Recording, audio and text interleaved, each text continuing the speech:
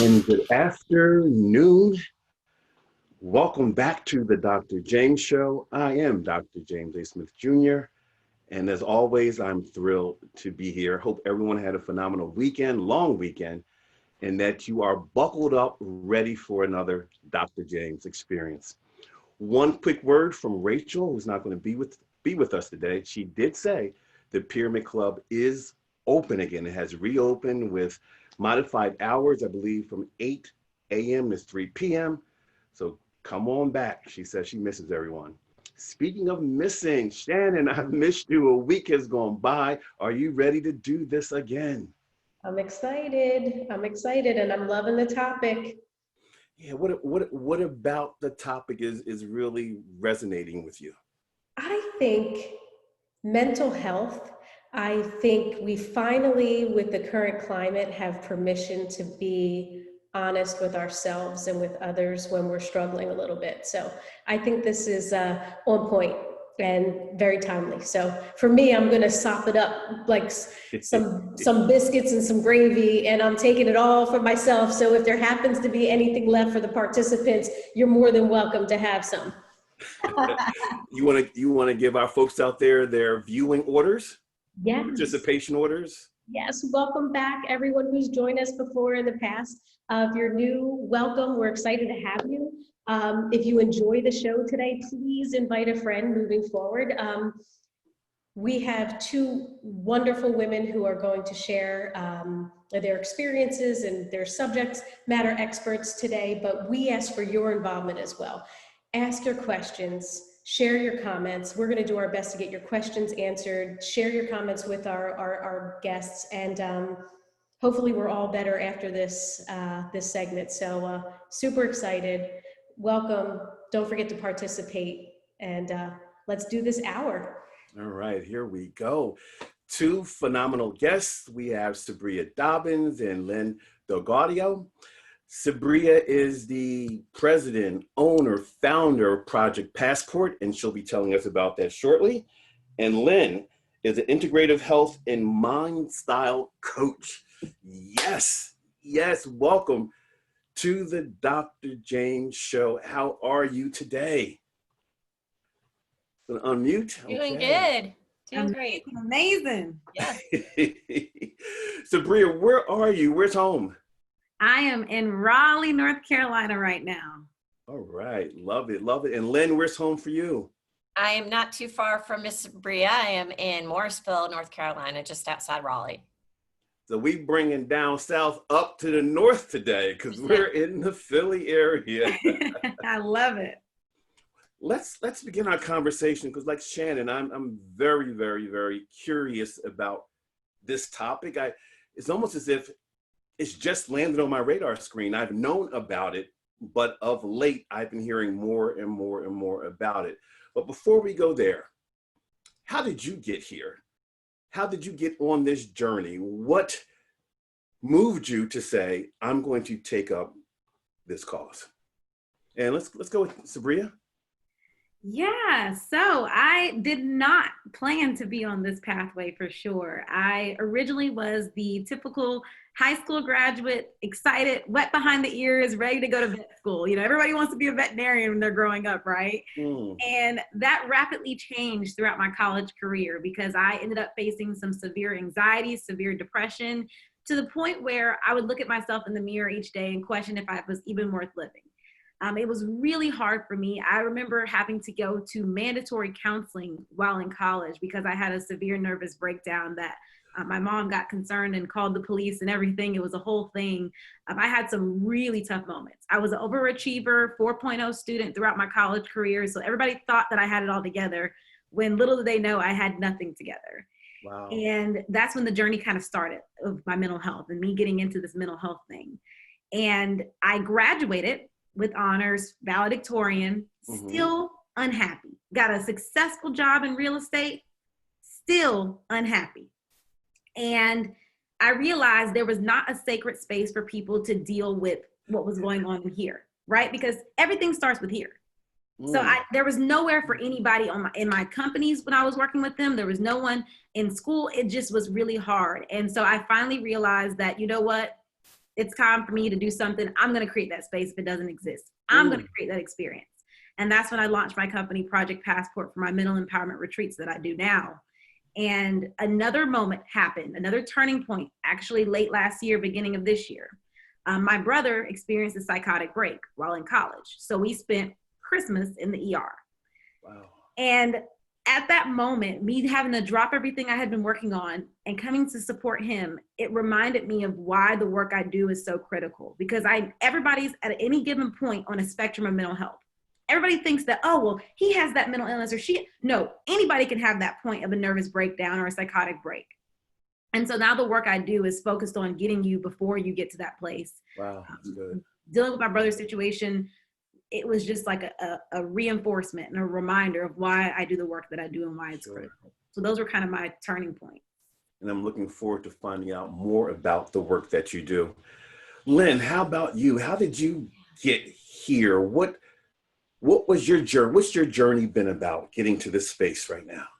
Yeah, this was quite by accident, quite literally by accident, in fact, because I was, I say I'm a recovering banker. I was in corporate America, much of my adult life, worked with one of the, at that point, big 5 firms, like a rat on the wheel, traveling constantly, not knowing what airport I was in or what state I was waking up in, because it's just, we were flying all over the place all the time, working 110 or more hours, and kind of wearing it like a badge of honor, and whoever could run themselves into the ground more was the hero. Very bizarre. And I always had this interest in health and wellness on the side. And when we talk about physical form and physical wellness, it's a good thing. But when we talk about mental health, it kind of has this bad stigma, and it should not. But I was a very highly functioning professional, avid athlete, was running 70, 80 miles a week. Oh my. Or if I was cycling 350 miles a week. I did the whole West Coast on my bike. I mean, I was in it. And until I wasn't, in 2014, I had just finished like a 9-mile run, and I said, I'm feeling really good. I've got the whole weekend ahead of me. I'm going to go to the gym and do some weights. And I sat down at the lat pull down machine, loaded 80 pounds and started pulling. And on one of the pulls, the entire system snapped until the thing came in crashing into my head with a force of 80 pounds, which immediate TBI, rotated and twisted my axis. So bad neck injury. And then the seated position created a hypershifting in the low back. And then that created formation of a cyst on my spinal cord. And it was a very long road to recovery. But the turning point was in the healing process where I was alone here too. I was new to the Raleigh area. And so try to talk about learning to ask for help real quickly. So people would call to check on me from up north, and they would yell. They were so angry because the extent of the injury kept me from seeing the extent of the injury. But they could see, like, this is horrible. What are you going to do? Aren't you mad? Aren't you this? Aren't you that? And when I heard that, or if I thought of my medical bills and the potential for BK, bankruptcy, I would literally feel my brain swell in my head. I would get eye pain, nausea, dizziness, and I was literally re-traumatizing myself through this stress. So my first very profound yet simple lesson was think bad thoughts, feel bad, but think good thoughts, feel good.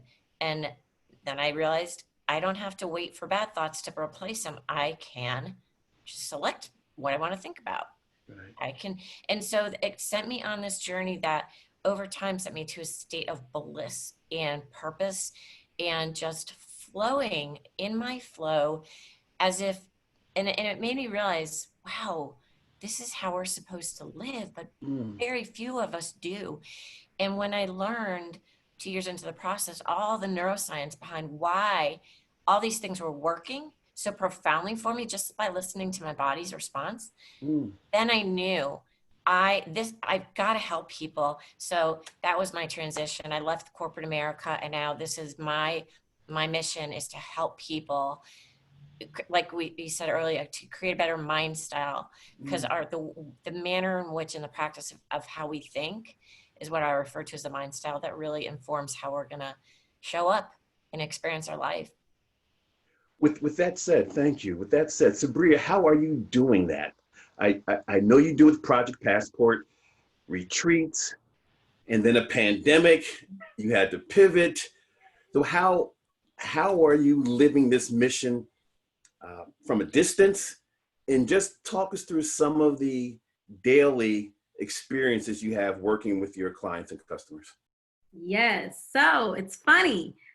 Project Passport was launched, 2019. And then as soon as 2020 hit and we had a beautiful lineup of retreats ready for the year, everything shut down. So we actually would have been in Kenya about 2 months ago, back in July. Wow. Yes, that's devastating. We had a whole group of women that were going to be taking out for some self-discovery work. And so you guys don't go around the corner. You were going to Kenya.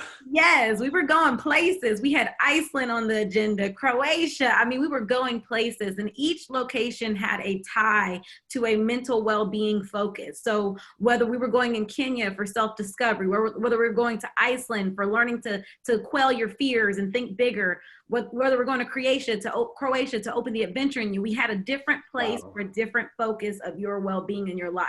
Because to me, mental health is not just, anxiety or depression. Mental health is purpose. Mental health is knowing what you value, is knowing who you are. It's racial justice. Mental health is all those things. And that's the work that we do. We believe it's all that. It's everything about you. It's your spirituality. It's all of it.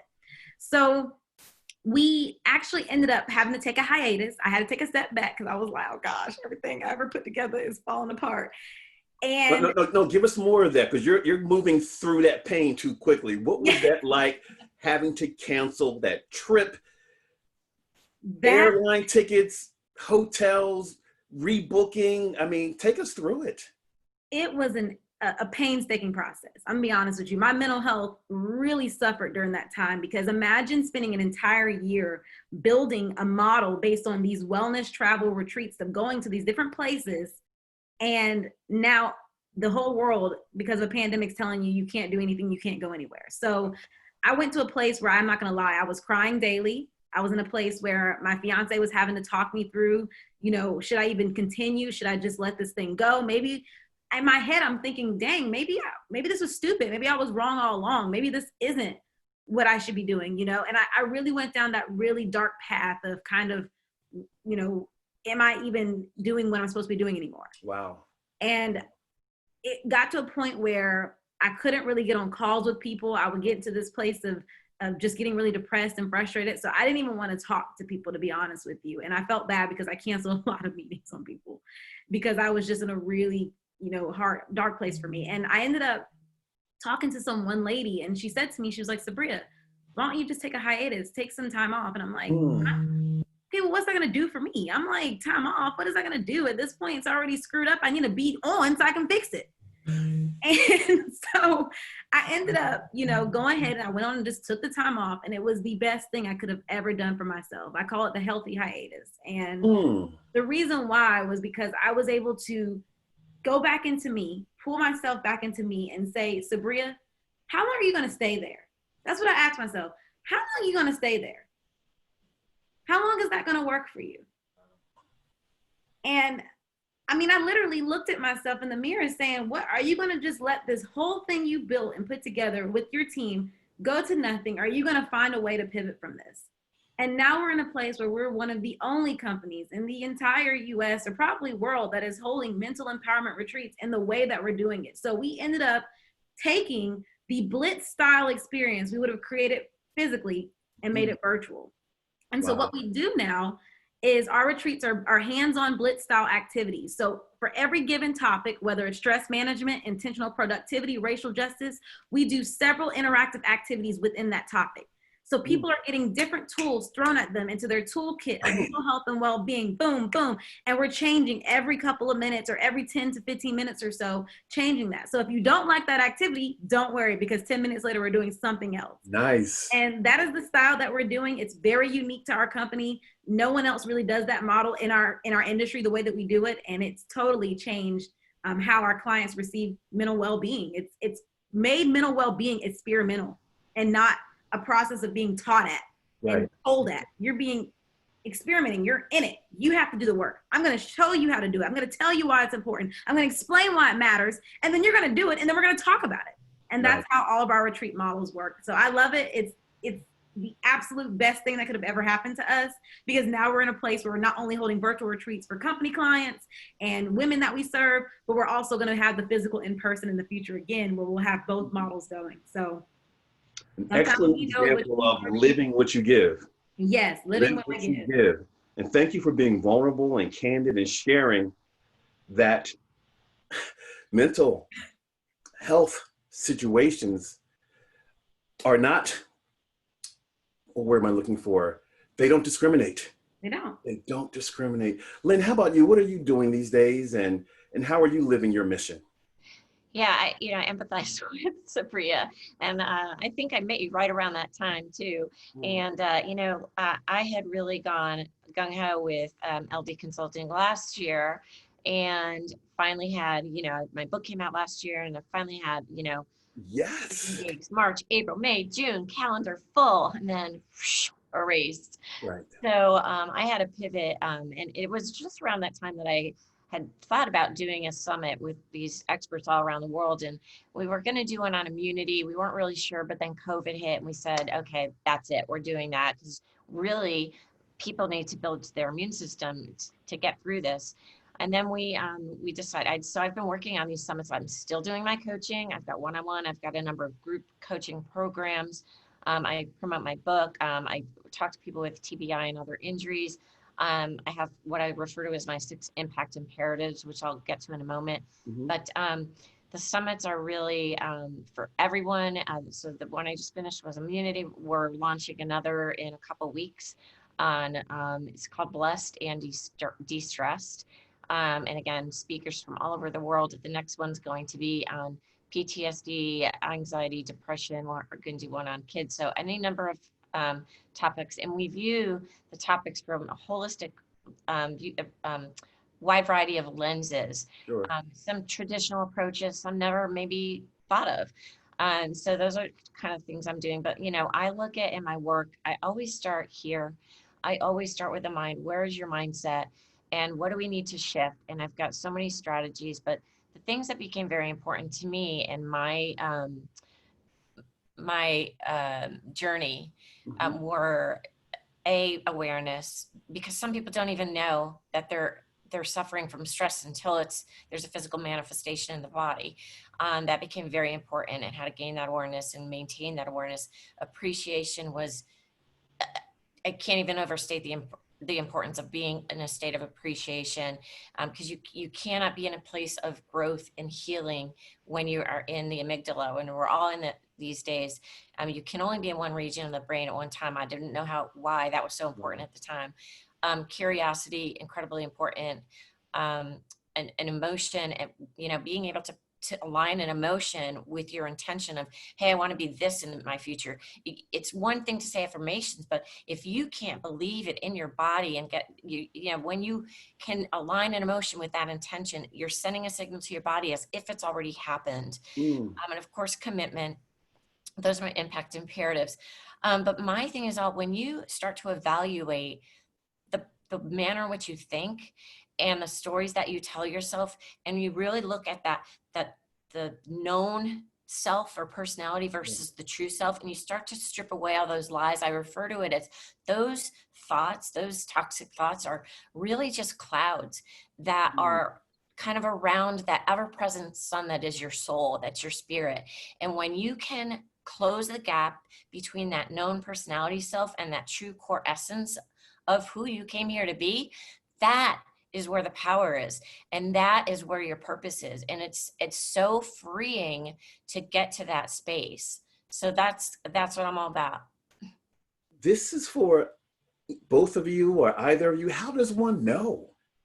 How does one create that epiphany that, yeah, I'm going through something mentally? What do you tell people? Or Sabriya, you were leaning in. I was like, yes. So I think that a lot of it starts with asking yourself. I literally will say out loud, people think I'm crazy, but I'll say, Sabriya, what's bothering you? Sabriya, what's going on? Wow. Sabriya, what is it? What is it, Sabriya? You feel weird, something's off. What is it? What is it, Sabriya? I will literally ask myself out loud, what am I feeling? Why am I feeling that kind of itch? Because we all know when we feel that little irk, that little itch, like somebody says something that got you a little feeling some type of way. We all have that little feeling. And a lot of times it's a snowball from other things that happen that day, right? Because what happens is what you see in the world oftentimes comes from what you project from your head. So if you're having a bad day, then someone's words are going to come across a lot more cutting than they maybe would have come across had you had a good day to start with. You know what I'm saying? So it's usually that snowball effect. So the first thing to do is just ask yourself, what are you feeling right now? Where are you? You know, journal. Sometimes when you just freehand write, you won't even know what comes out onto that paper until you look down and read it, because you don't even know what's going on, but your subconscious knows what's going on. Your subconscious is wiser than your conscious, because your subconscious is storing everything that you have going. It has all your memories, it has all the little experiences, it has all the little moments, the little peripheral moments going on in your day-to-day. So I think tapping into that subconscious is tapping into your higher level of wisdom within. And that'll get you to your first place of knowledge of what is happening. That's deep. Lynn, you want to co-sign that? Yeah, I will definitely co-sign that. I agree with everything. How do we get there? I mean, pre-COVID, somewhere around 70% of us were walking around in a chronic state of stress. That was pre-COVID. People working there, 91% of people working remotely for the first time say they are experience moderate to extreme stress. 70 to 80% say that this is the most stressful time in their entire life. So I think we all know that we're walking around with some level of something. And like Sabriya said, somatic responses are the best indicators, or your somatic responses and your emotions. If you are feeling something in your gut or your neck or your chest or your ear, your shoulders up in your ears, something's going on up here. And again, Sabriya made a good point. 95% of this stuff is in the subconscious. So we have to take the time to really gain awareness of what's happening. Somatic responses are huge. Our emotions are huge. Every time we have a thought, good or bad, there is a chemical biological reaction in the body. Your brain has a response, and since, let's say you have positive thinking, it sends like dopamine, oxytocin, vasopressin. Your body has a good feeling and a related emotion, and sends a signal back to the brain, everything's cool. Okay, boom, done. But when you are in this chronic stressful thinking, very different chemical neurotransmitters, not so good feeling, bad emotion, poor signal back to the brain. Brain says, oh my God, anxiety, more chemicals. Now, so you pay attention to your emotions because they're an indicator something's out of alignment here. And what was I just thinking about? What was I just watching? And get away from I call it the CVNN, the Coronavirus News Network. I'm going to ask you about that. Yeah, even if you're in the kitchen doing dishes, and that they call it TV programming for a reason. So if you've got that in the background and they have their messaging, it's a really refined model. It's going in there, and it's really bad for your mental health to have that on all day. And it's really imperative that people shut that down. But those are a couple ways to at least come to some awareness that we are experiencing something, and most of us are. Wow. We'll be coming back to the coronavirus impact shortly. Shannon, what's happening out there? No, I just, I'm just kind of reiterating some thoughts. These are all like nuggets that I'm trying to put in the chat room, so folks who are taking notes and trying to absorb everything have. But Dr. Jones made a great point. He said the morning sets such a big foundation for the day. And he starts with his prayer and Bible study to get centered. And he reminds himself during the day that sometimes he needs to just slow down and control his thoughts, which I think are great because our thoughts really, we can almost manifest them into truth and create something that really doesn't exist. And also we have, let's see, Lori, who says, if you have not attended any of their retreats, please make sure you do so because they are amazing. Is Lori a family member? I have a question, Dr. James, if it's okay. Do you think that do you find that folks have a tough time asking for help because of fear of judgment or even denial or denial that is going on, because they're so used to that state of mind that they don't, that's their norm. Like, do you think people have a tough time asking for help? I absolutely do. And case in point, a friend of mine was afraid to ask for that help and committed suicide. She killed herself and her 3 dogs back in July because she was afraid to ask for that help. And there are many people who have survived suicide attempt gone wrong. One of them, when the pain got too much for me to take after my injury. But I suck at suicide, and I'm fortunate. But a lot of people, we're glad you suck at that, Lynn. If you're going to suck very at glad I anything, suck at that. go, girl. I'm an overachiever, but for that didn't work out so well for me. But I'm kidding. It's a serious subject. There's a guy, one of my connections on LinkedIn. He actually pulled the trigger on himself, and it didn't work. It was faulty whatever, and the gun didn't work the way it was supposed to. But he was afraid to ask for help, and it's in that asking. I think it's imperative that we all, as a collective, make it easier. We're in a place where we have to help each other and realize that we are a community more so than ever. It's so critical that we come together. But yeah, that's the trouble. Knowing the resources are there and taking the shame out of asking for help. Yeah, we are each other's keeper. That's what I tell people. We are each other's keepers as human beings on earth. And, you know, the work that I do, I always want people to feel like they're home. They're in a sacred space. They're in a very safe psychological space to be. And so that's why with our retreats, we try not to really overuse the words like mental health or make those words that are so stigmatized be the forefront. Because if I bring you in for just some work on, if we're just talking about, you know, finding out who you are or your purpose, while it's going to be a whole mental well-being experience, I can just at least bring you in by just you hearing the word purpose or by you hearing the word self-discovery, things like that, because that's all a part of mental health. It's just the fact is that word has been so stigmatized that people automatically are like, oh God. And so that's even why we changed our name to mental empowerment retreats. You know, instead of mental health, we sometimes will say mental health, mental wellness and exchanging, but we do try to say mental empowerment to show people that it's all the same journey. But I think that we get that stigma there and it kind of pulls people back. But at the end of the day,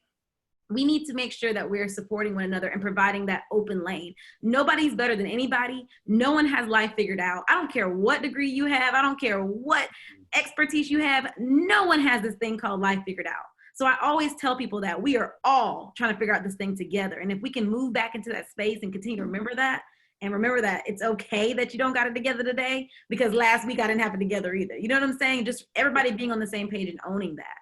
Do you find younger people are being more honest and are talking more about mental wellness than our generation? You know, the younger generation coming up, because it's more kind of, they have all the platforms that we didn't have available to us, and people are having conversations. Are you finding the younger kids are being able to embrace and say, hey, I'm feeling sad today, versus me who's in my 40s? I'm like, is this sad? Am I just in a bad mood? It's a yes and no, because the suicide rates right now between the ages of 9 and 12 are really, really high in the US right now. I mean, so in a sick way, it's like we do have more awareness, but at the same time, there's more places to get beat up emotionally and mentally. That makes sense. There's so much more access to get beat up to get to that dark place. So it's kind of like a double-edged sword. While there is more room for awareness, there's more ways to break down that stigma. There's also more ways to break people down and to make them feel insecure, to make them feel not good enough. So I would say, yes, we're more aware. That doesn't mean we're less likely to commit suicide at this point or go through those severe mental health issues. What are you seeing today? How is the pandemic impacting folks perhaps differently than before? What are you seeing today? Can you give us some clear examples of what you're experiencing today with your clients and customers and what you're reading? I see a lot of overwhelm, across the board. That is always brought up: overwhelm and paralysis. And if you think, where do you think the overwhelmingness and the paralysis is coming from? So I think because we're in our amygdala.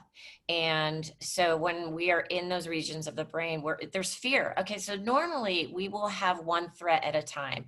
Maybe in pre-COVID, you guys, 57% of people said they felt paralyzed by stress. Pre-COVID, that was in 2019. Think about what that means now.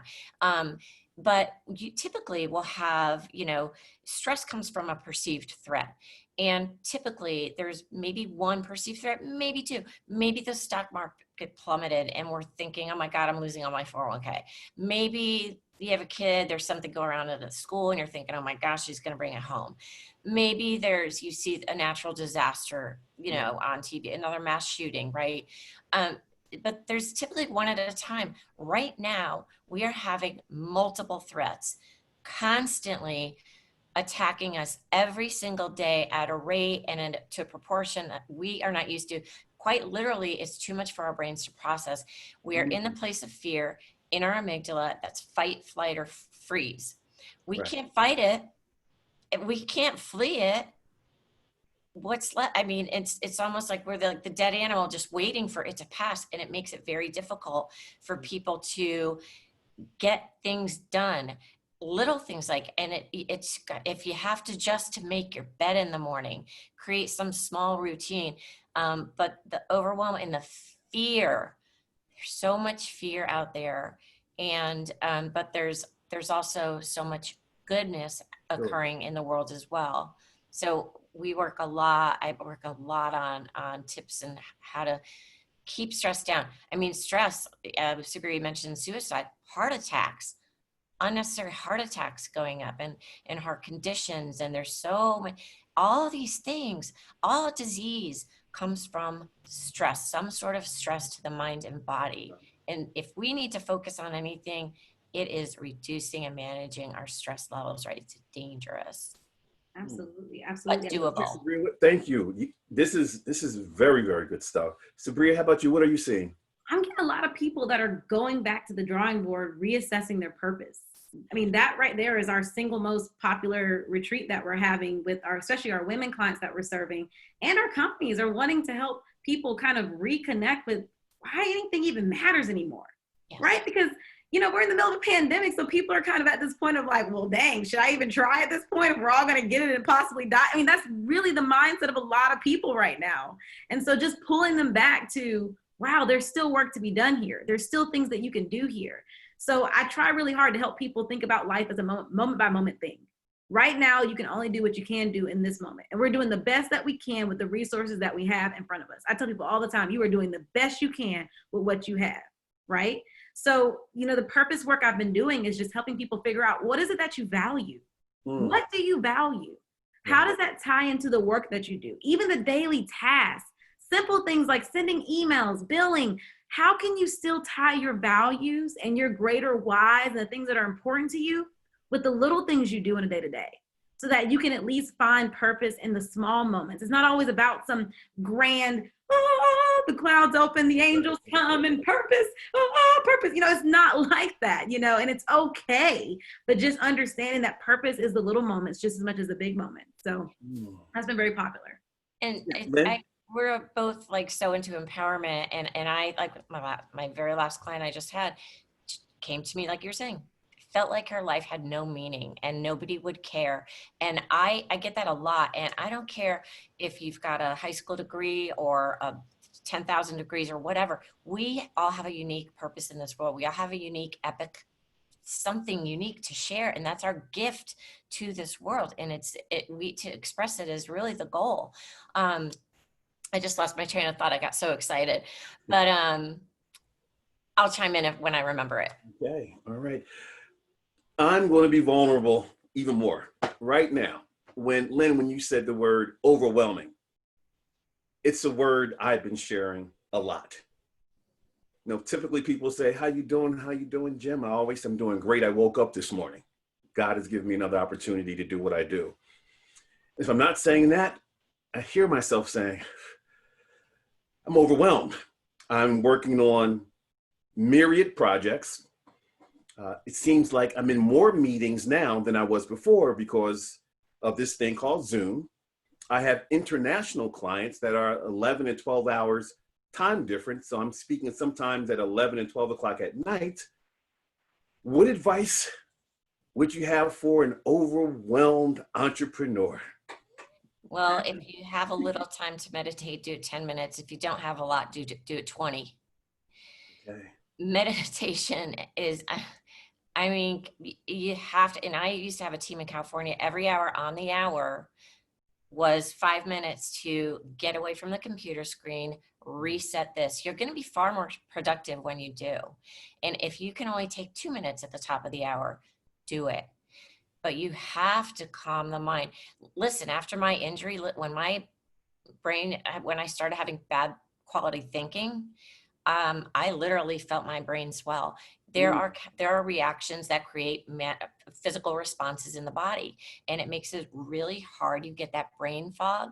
Whether or not you had an injury, you'll get that brain fog. Slow down your thinking, and don't think you can go from incredibly high anxiety to bliss. It ain't gonna happen. So you got to shift. And so I teach my clients to make that shift. And so you can't really get there from there, but you can go from high anxiety to kind of anxious to relief to content to, okay, happy or more productive, but it's all in the quality of our thinking. And meditation is an amazing way to not only get familiar with, because that's what it means, get familiar with your thought patterns and your behavioral patterns, but also it's a stress reducer. It helps your blood pressure. It has myriad different benefits, but that would be my starting point anyway. So meditate and just be still. Just be still. Just calm the mind. I mean, there's zillions of things, but I always start with that. Just, we want to calm this down because when we're in meditation, when you're asleep, and by the way, I start my morning routine before I go to sleep the night before, and I set the intention while I'm falling asleep. So that intention goes into the subconscious. Nice. But when you're asleep or when you're meditating, the thought stops. And there's a way to, if you're so consumed, and sometimes if you're in that state of overwhelm, you've got so much thought happening, and it's a process, but there's ways to shift your thinking to a better feeling experience, a better feeling thought, and then a better feeling thought, and then a better feeling thought. Just whatever gives you that, and you know what, feel it in the body. Don't just think about an ocean. Think about an ocean and the breeze wafting over you, and the smell of salty water, and the sunlight, and reflecting off the sand. Make it as sensory as possible. But yeah, meditation's huge. Thank you. Sabriya, how about you? Your thoughts? Yeah, so this is going to be deep. This is me. This is who I am. And one of the biggest things I say is reconnect with your anchors. And for me, my faith is one of the biggest anchors to my life. And I live every day in a state of peace and joy, despite the chaos of things going around me, because I have opened myself in a way that I had not before with my faith. And I think that it changed everything. And just to give you an example, you know, I had a crazy kind of situation that happened to me a couple months ago, where I actually had a dream that the angel of death came to me. So people are gonna be like, Sabriya, you're nuts. But let me explain to y'all. I truly had this experience happen where the angel of death came to me and talked to me and said to you, Sabriya, you know, are you sure you wanna do this? Are you sure you wanna keep going? Are you sure you wanna deal with this? And I literally remember going back and forth with this beautiful woman that I knew in my heart that she was. And I went back and forth with her, and finally I said, you know, well, am I gonna go to heaven at least? You know, I'm over here trying to like see if that's like even an option just in case. And she's like, well, yeah, it looks like you're on the list, but at the same time, you got a lot to do here. And I remember making the decision to stay. Ironically, reading one of my spiritual books about miracles happening in life, I opened the book a day later, and the woman in the book, that is different stories of different people. So each chapter is a different story. I opened to a chapter, and it literally is a woman who was approached by the same angel of death. Wow. And that was a spiritual experience I had during this pandemic. And I said, look, we could talk about happenstance and possibilities but it happened, because for it to be that specific chapter that I read, and that happened the night before. And so for me, I've been really opening myself to that space in my life, praying and being very just intentional about my life, you know, choosing to pray for positive things, knowing that I have nothing but good things coming from me. He is here not only to prosper me, but to bring me wealth and bring me great things in life. So just remembering that. So going through these small little spiritual experiences for me has settled me to a place where I know what the outcome is going to be for me at this point. I'm very confident in what the outcome is going to be. And so I know people are probably like, oh my gosh, what kind of crazy story is this? But you can't make these things up. I honestly could not have made that up if I wanted to. So that's kind of been what's been grounding me and just having that clear faith. So whatever your anchor is, if it's in a spiritual faith, if it's in whatever you have that anchor in, use that anchor and really, really hone in into that anchor, because it will keep you going throughout the wind. It'll keep you down to the ground, even though the hurricane is pulling you up, trying to pull you out and uproot you. That's good. That's good. Shannon, what's happening in the chat room? I see some smoke. What's happening? Well, folks are agreeing with Dr. Jones and saying, you know what, hey, when you work out in the morning and you hit the ground running, it really helps kind of set the pace for the day. Teresa McGlinchey is saying, sometimes we don't even know. Interesting, and appreciate what Sabriya had says to herself, to ask yourself, how are you feeling? What is wrong? So she thanks you guys for that. And any questions out there? Let's see, I don't know questions as much as comments. I do have good. In alignment with the defund the police movement, do you believe that the law enforcement resources should be reallocated towards mental health professionals who could respond to people in crisis side by side with the police? Or do you believe that the police should just be trained in mental health and how to better respond themselves? Wow. Sabriya, you're nodding. Lynn, you're thinking. Who's going to take that one on? Oh, I love racial justice work, and I love all this work, policing, all that. It's so important to talk about, and I'm so glad we're being willing to talk about these things, because it's a hard conversation, of course, for many people. My biggest thing is that there needs to be a combination between the two. Every case a mental health professional cannot respond to, right? So certain things, it's way too dangerous for a mental health professional to step in because they're not a police officer. But at the same time, police officers do need to have that mental health baseline, because there are so many cases that are occurring that are people being induced by a substance, people going through a breakdown. I remember when my brother had his psychotic break, being so terrified that something was going to happen to him, because ironically, the police had to escort him to the hospital. So imagine, had he acted a certain way, I don't know how that could have turned out. And so I'm so grateful that they took care of him. They got him to the hospital. He got what he needed. But I think that it's very important that the police have both foundations of the mental health training and have their policing training. But I also think that there are efforts that need to be put in to bring mental health professionals to assist those efforts, because it has been shown that when you bring a social worker in sometimes, or when you bring that person in, they can help bring that person back to a place of somewhat stability, at least for them to be reprimanded and taken where they need to go. So it needs to be a dual effort. I think they need to be trained together in the same room. It needs to be, those conversations need to be happening. Social workers, mental health professionals, all need to be talking to the police together, where it's a team effort.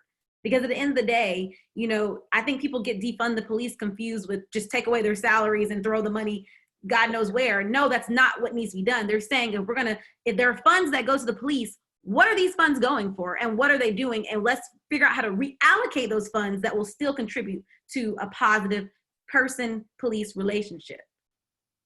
Wow, very good stuff. Thank you.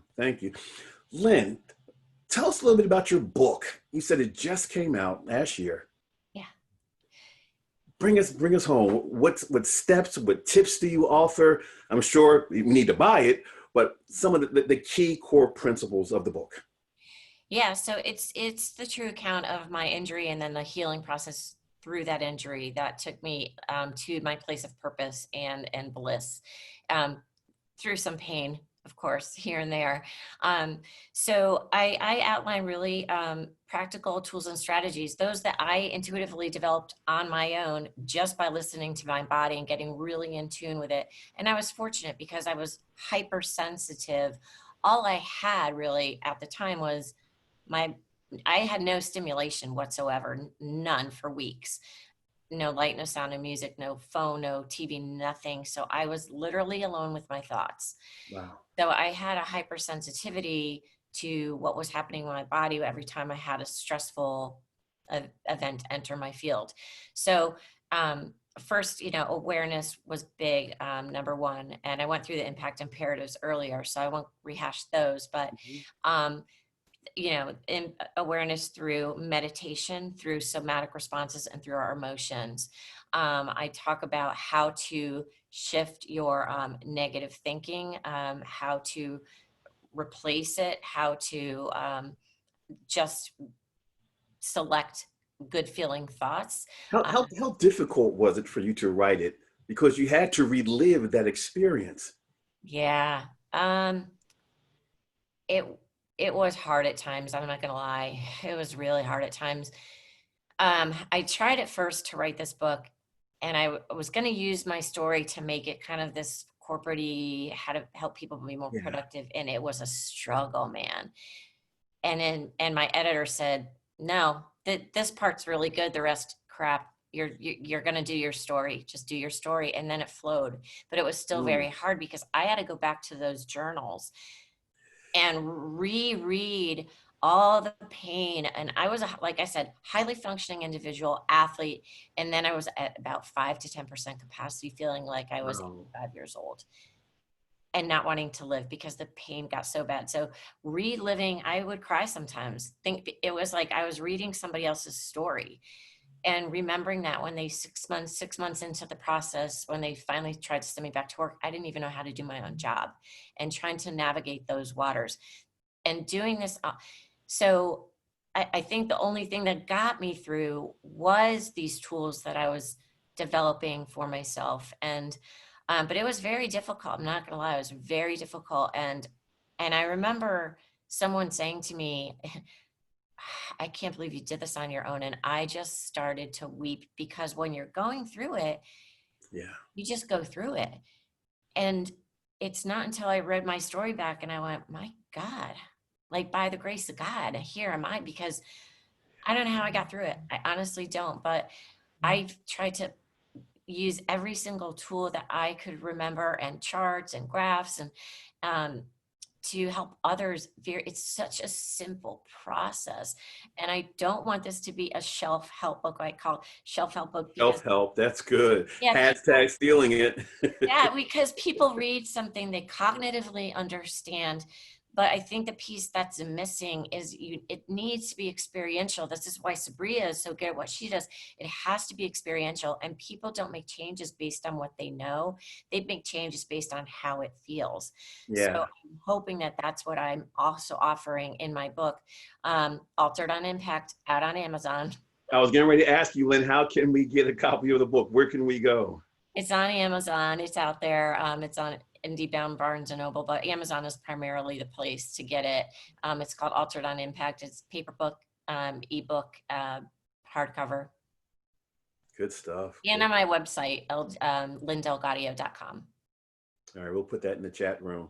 Sabriya, I saw you lean in when Lynn was talking. Did you have a thought about the principles in the book, or even the core Sabriya principles that you utilize when you're doing your one-on-ones or your retreats? I mean, I'm right with Lynn. The process has to be experiential. You have to do mental health. You have to. We all think mental health, which we're in a society right now where that's kind of the level we're at. We're at think mental health, but we're not doing mental health just yet. And I think that's where what we're doing is kind of, people are like, what is this retreat? You know, when they reach out to me, it's a very specific experience for people that is not typical to many retreats. Many retreats have their keynote speaker. They talk about a few topics. Let me tell you what your stress is doing to you. Let me tell you what's happening to you. I'm like, cool. We know what's happening to you. We know you've watched so many seminars. You've watched the YouTube videos. The part is like, okay, now we know what's going on. What are we going to do about it? What are we going to do about it? You know what I'm saying? Where are we going to go from here? And so I have a very solution-based approach. That's what I believe in. And I think Lynn and I share that. You know, we're really focused on solutions, not kumbaya circles to just say, these are what's wrong, this is what's happening. That's an important piece. But I think we need to move into a society where we're going to be doing the process, and we're going to be doing the things to improve our lives. And so that's where I'm at. I'm agreeing with her, and I think that's important. Let's talk about solutions then. How will you know we've turned the corner as a society relative to more embracing of mental health situations? what's that going to look like? How will you know? And what do you believe the future of mental health is? Yeah, I believe that it's injected into our day-to-day life. It's a way of life. It becomes something that just as much as you go to the doctor for a checkup, it's like second nature to call a coach or to call a therapist or to, it's going to be just a thing that you do. Instead of people saying, oh, you go to counseling, or, oh, good job, you go to counseling, it's going to be like, oh, okay. So how did that, it's going to be just like, oh, how did your blood pressure test go when you went up the street? So that's how it's going to be. And also the goal is to save lives.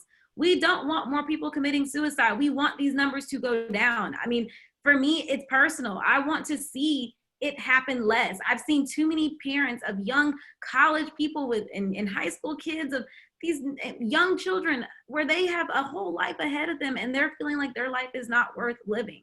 So a place where we have a society of empathy, a society of acceptance, and a society where people feel value and worth to continue on their lives, even when they're in the hard parts, because it's the hard parts that get us there, right? We get to those hard parts and then we feel like there's no other way out of this thing. So being able to have other people to support you and combing you through the hard parts, whether that's a coach, therapist, yoga instructor, seeing mental health as multiple modalities. Everybody wants to have this one way of mental health. Everybody has their own unique experience in their mental well-being journey. Whether it's a little bit of Tai Chi, a little bit of yoga instruction, a little bit of counseling, a little bit of coaching, whatever you need for your recipe of mental success, you should have the ability to do it without any fear. Good stuff. We'll get to you in a second, Lynn, the future of mental health. Shannon, what's going on out there? Question, comment? Share on Sabriya, on the tail end of that, our beautiful and talented Cecily Wilson had shared, we need to watch what we're watching. Listen to who you are surrounding yourself with, and you can increase your level of anxiety on that. And she said, given the advice of Lyme, L, limit your intake and set a limit regarding your time. I, identify your intake and manage your intake. And E, establish your intake. Create boundaries to eliminate unhealthy things or people. So I just, to add to what you're sharing from Cecily. So I thought that was pretty key. Good. Lime advice. Lime advice. I like mine with a little bit of rum, but I'll take that too, Cecily. Thank you. Lynn, how about you? The future of mental health? Yeah, and how will you know when we've turned the corner? What will that look like? What do you want? What do you want to see? What will it look like and what will it feel like? It will feel so good. I agree with Sabriya too, but physical health. Oh, you went to the gym. Awesome. You played tennis. Good for you. Oh, you went to a therapist. What's wrong? Are you okay? What's wrong with you? Like, it's just so backwards, and we all need it. There's nothing wrong with self-care at all. And it starts here. And even us coaches need coaching, where it's part of the human experience, because we've got this thing called a brain that's in our ego, right? That we have to navigate all that toxic thinking that's under the subconscious all the time. And it's just part of the human experience. So that stigma is going to be removed, and it's just going to be part of everyday life and our wellness practicum. That's all it's going to be. And when we do have that toxic thinking, it doesn't just stop in our head. It actually, how like an electroencephalogram, they put nodes to measure your brain activity.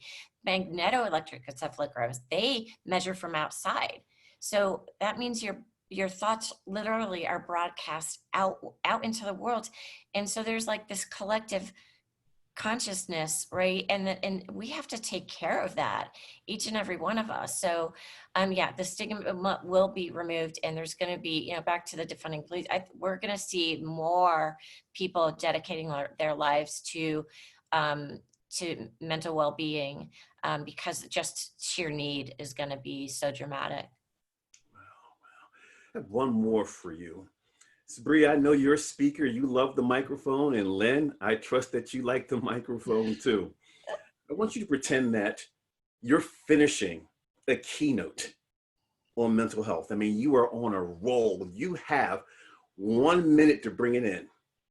What words are you going to leave the audience with?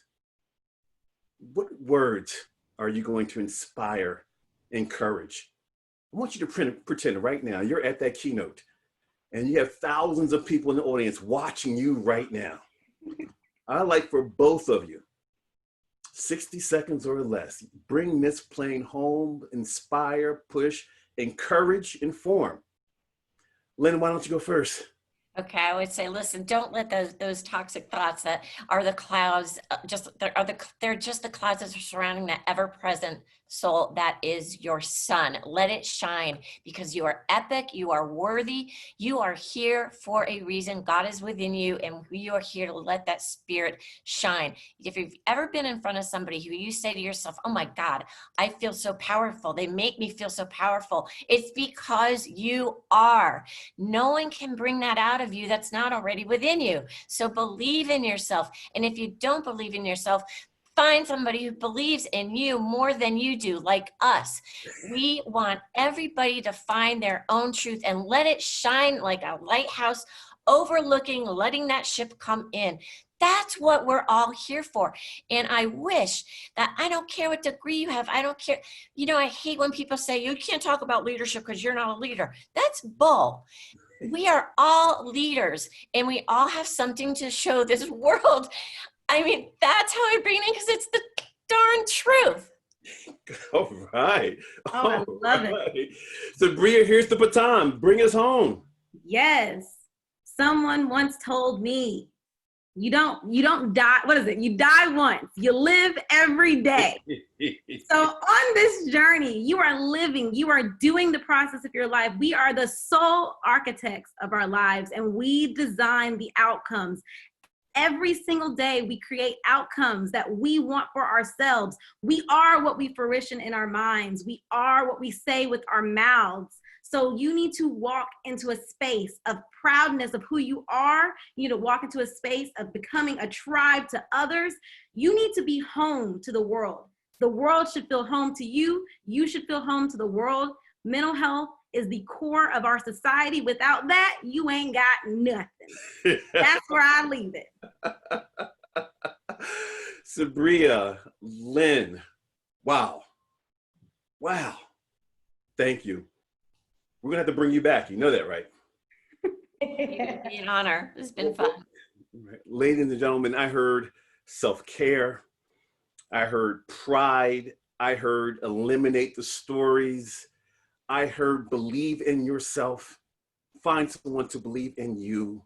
Take care of yourself. This is not a game. This is not a game. But you have the power. My name is Dr. James Smith Jr., and you've just been Gym-Pacted. We'll see you next week on The Dr. James Show.